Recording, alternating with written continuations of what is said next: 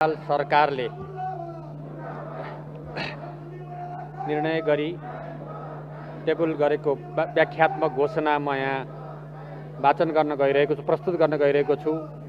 प्रतिनिधि सभाले नेपालको तर्फबाट नेपाल सरकार, अर्थ मन्त्रालय र संयुक्त राज्य अमेरिकाको तर्फबाट मिलेनियम च्यालेन्ज कर्पोरेसन बीच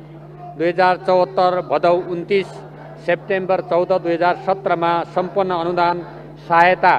सम्झौता मिलेनियम च्यालेन्ज कम्प्याक्टको अनुमोदन गर्दा जारी गरेको व्याख्यात्मक घोषणा प्रस्तावना सार्वभौमिक समानता र भौगोलिक अखण्डता तथा अन्य राज्यको आन्तरिक मामिलामा हस्तक्षेप नगर्ने अन्तर्राष्ट्रिय कानुनका सिद्धान्तलाई ध्यान दिँदै असंलग्नता, शान्तिपूर्ण सहअस्तित्व र आपसी मित्रता सम्बन्धी नेपालको परराष्ट्र नीतिको स्मरण गर्दै नेपाल र संयुक्त राज्य अमेरिका बीच लामो समयदेखि रहँदै आएको मैत्रीपूर्ण सम्बन्ध र सहयोगलाई महत्त्व दिँदै कम्प्याक्टमा रहेका प्रावधानहरूको आशय र प्रयोगका बारेमा मिलेनियम च्यालेन्ज कर्पोरेसनबाट 2078 भदौ 23 सेप्टेम्बर 8 2021 मा नेपालले प्राप्त गरेको स्पष्टीकरणलाई जानकारीमा लिँदै परम्परागत अन्तर्राष्ट्रिय कानुनका नियमहरू, सन्धि सम्बन्धी अन्तर्राष्ट्रिय कानुन, राज्यको अभ्यास तथा नेपाल कानुन बमोजिम नेपालले कुनै सन्धि वा सन्धिको प्रावधानको अर्थ वा दायरा निर्दिष्ट गर्न वा स्पष्ट गर्न घोषणा गर्न सक्ने कुरालाई पुष्टि गर्दै नेपाल निम्नानुसार घोषणा गर्दछ। कम्प्याक्टको पक्ष भएको कारण नेपाल संयुक्त राज्य अमेरिकाको हिन्द प्रशान्त रणनीति लगायतका कुनै पनि सामरिक, सैन्य वा सुरक्षा गठबन्धनमा हिन्द प्रशान्त रणनीति लगायत कुनै पनि सामरिक, सैन्य वा सुरक्षा गठबन्धनमा आबद्ध भएको मानिने छैन भनी घोषणा गर्दछ। देशको मूल कानुनको रूपमा रहेको नेपालको संविधान कम्प्याक्ट र कम्प्याक्टसँग सम्बन्धित अन्य सम्झौताहरू भन्दा माथि रहेको छ भनी घोषणा गर्दछ। कम्प्याक्टको दफा 2.7, दफा 5.1 ख 3, दफा 5.1 ख 4 को सम्बन्धमा कम्प्याक्टका ती दफाहरूको उद्देश्य एमसीसी अनुदान तथा परियोजनाको सम्पत्ति उपयोगका सन्दर्भमा मात्र लागू हुनेछ भन्ने बुझाइ नेपालको रहेको छ र ती प्रावधानले एमसीसी को अनुदानको प्रयोग बाहेक अन्य कुनै पनि उद्देश्यको लागि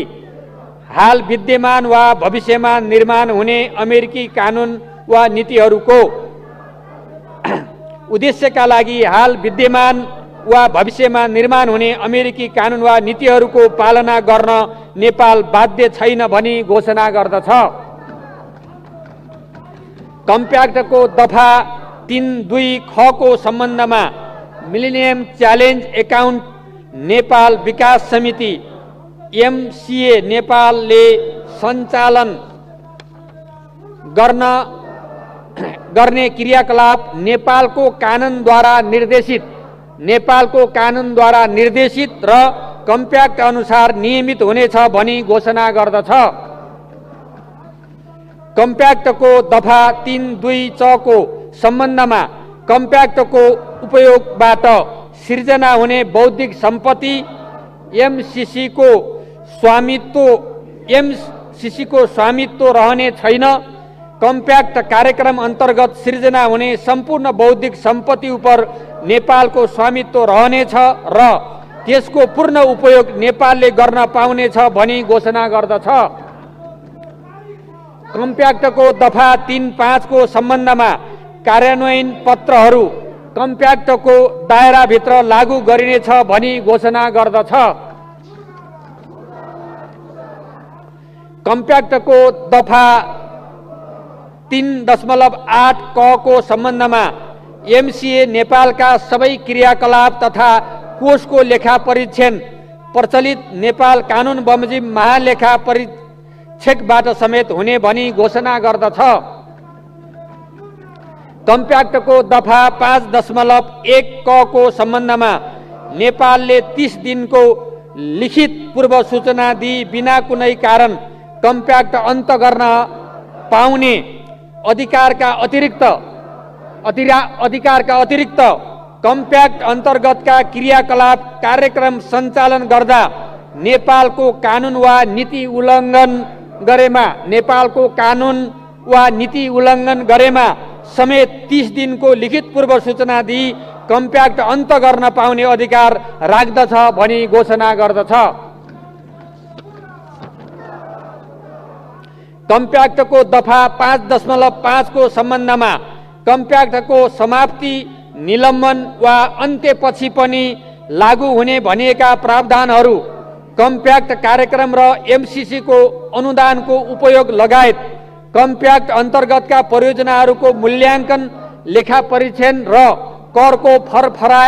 फरफारकको हदसम्म मात्र सान्दर्भिक हुने भनी घोषणा गर्दछ। कम्प्याक्टको दफा 7.1 को सम्बन्धमा कम्प्याक्ट अन्तर्गतका कार्यक्रमहरूको कार्यान्वयन कम्प्याक्ट तथा नेपालको प्रचलित राष्ट्रिय कानुन बमोजिम हुने भनी घोषणा गर्दछ।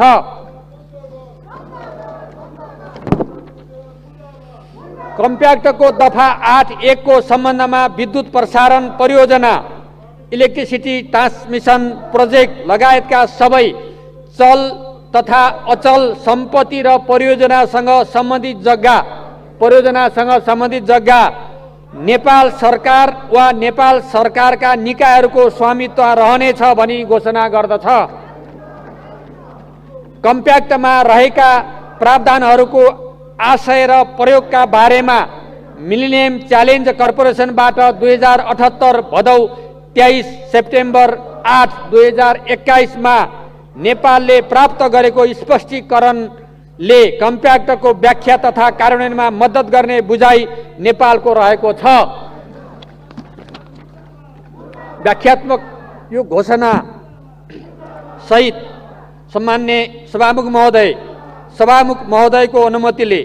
नेपालको संविधान 2007-9 तथा प्रतिनिधि सभा नियमावली 2075 को नियम 2025 को खण्ड क बमोजिम नेपाल सरकार र अमेरिकी सहयोग निकाय मिलेनियम च्यालेन्ज कर्पोरेसन बीच भएको अनुदान सहायता सम्झौता मिलेनियम च्यालेन्ज कम्प्याक्टका साथै प्रतिनिधि सभाबाट जारी गरिने उक्त सम्झौता माथिको प्रस्तावित व्याख्यात्मक घोषणा